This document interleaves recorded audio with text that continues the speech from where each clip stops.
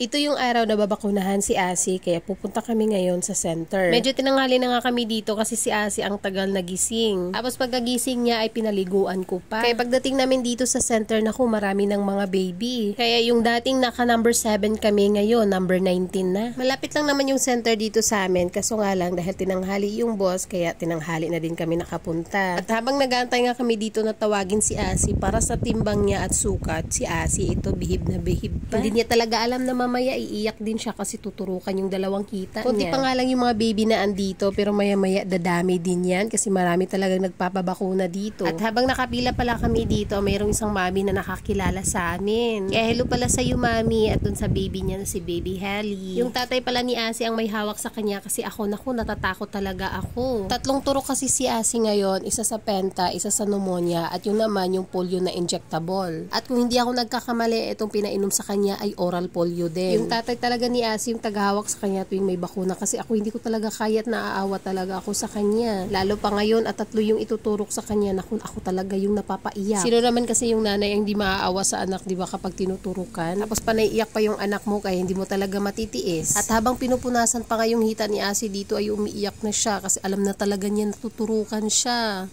Ay, ito na po yung pneumonia vaccine. Malakas na sa mipa. Sige, sumipa ka na dito. Go, go. Okay. Sabi lang mo na ako, dito pa ilagay ko sa iwan.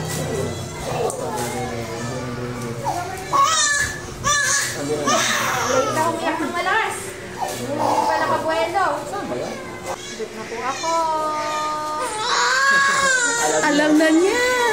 Nalusog na po ako. Sorry po, masakit po ito. Ito kasi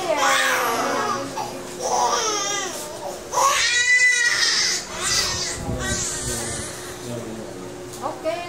Last po. Okay, yung bebe. Alam mo, hindi ka makaiyak ng mga todo. Pangalog sa kanya. Hindi siya makabuelo pag inaalog natin.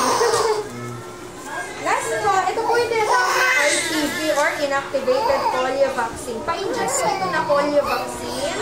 May second dose po pag 9 months old na si baby kasabay ng bakuna sa measles. Hindi po siya nakakalayo. Pero, dahil tatlo na tusok, bad trip na. Ay, natuloy ng luha. Siyempre, dito ko sa penta sa kasalyo. Medyo mabibigat talaga yung vaccine. Kaya hindi magkakaroon.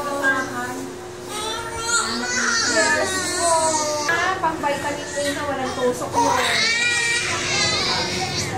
Babawiran na lang dito. Sobrang awawa talaga ako dito kay Asi kasi syempre 3 turok siya tapos tulo talaga yung luha niya. At pag-uwi nga namin dito sa bahay, ito si Asi, behave naman siya at hindi pa niya nararamdaman yung sakit sa hita niya. Pero nilagyan ko na siya dito ng tiny buds after shot kasi ito talaga nilalagay ko pagkatapos ng bakuna. After 30 minutes naman, simula nang nabakunahan siya, ay pinapainom ko agad siya nitong paracetamol para hindi siya lagnatin at hindi rin masyado masakit yung mga hita niya.